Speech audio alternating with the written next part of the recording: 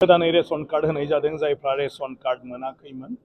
ओमफ्राय खुलुमबाय बयखौबो गोसो गोथारै बरायग्रोनानै लानाय जाबाय नैबे भिडिअनि गेजेरजों नोंथांमोना मिथिखादों नङा होनबा मा भिडिअ लाना फैदों आङो जोंहा आसामनि स्पिकार मानगोनां बिस्वजित दैमारि सारा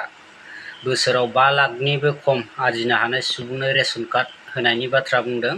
लोगोफोर नोंथांमोना जोबजासिम नाय भिडिअखौ बिनि उनाव कमेन्ट हो आरोना जोबजासिम नायबासो बुजिगोन नङा होनबा लोगोफोर बिनिखायनो जोबजासिम नाय फै जों भिडिअखौ जोबजासिम नायलांनि नङा होनबा लोगोफोर मानगोनां बिस्वजित दैमारि सारा मा बिबुंथि होदों लोगोफोर स' लोगोफोर आरो जायफोर चेनेलाव गोदान चेनेलखौ साबस्क्राइब खालाम आरोना लोगोफोर अननानै बियो मोनसे गासै आसामावनो गोदानै रेशन कार्ड होनाय जादों जायफ्रा रेशन कार्ड मोनाखैमोन ओमफ्राय रांखान्थियारि भाबै जितु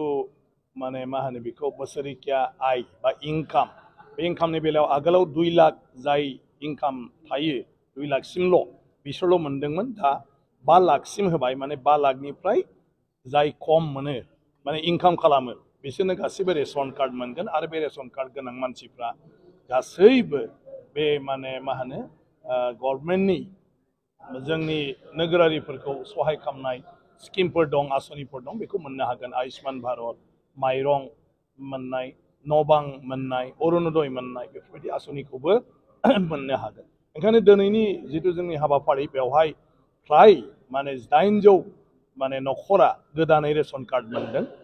आरो दिनै उदालगुरि जिल्ला हिसाबै जोंहा गासै गोदान आरो गोजाम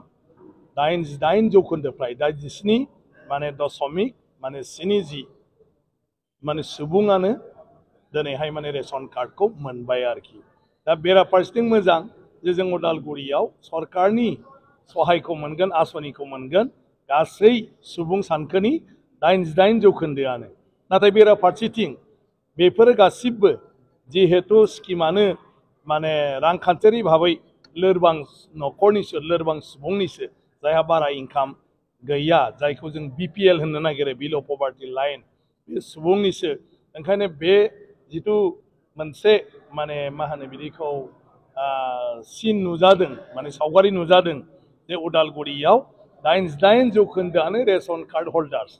माने 88 जौखोन्दोआनो जों रांखान्थियारि भाबै उनफिननानै दं बे मोनसे एसे गिथावना आरो दा ओंखायनो आं सानो बे सरकारनि अनसुंथाइ रेशन कार्डनि गेजेरजों मोनोब्ला बेखिनि मानसिया रांखान्थियारि भाबै एसेब्लाबो दावगानो हागोन आरो जोङो दा उदालगुरिनि हालोदखौ नायनानै खालि सरकारि माने अफिसार बा बिसोरनि मावथि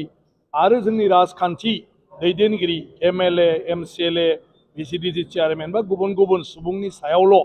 जोङो सोनारा जासे समाज हिसाबैनो जों मोनसे सांग्रांथि लाबोनानै रांखान्थियारि भाबै जों गावनि जायगायाव थानानै गावनि न'आव थानानैनो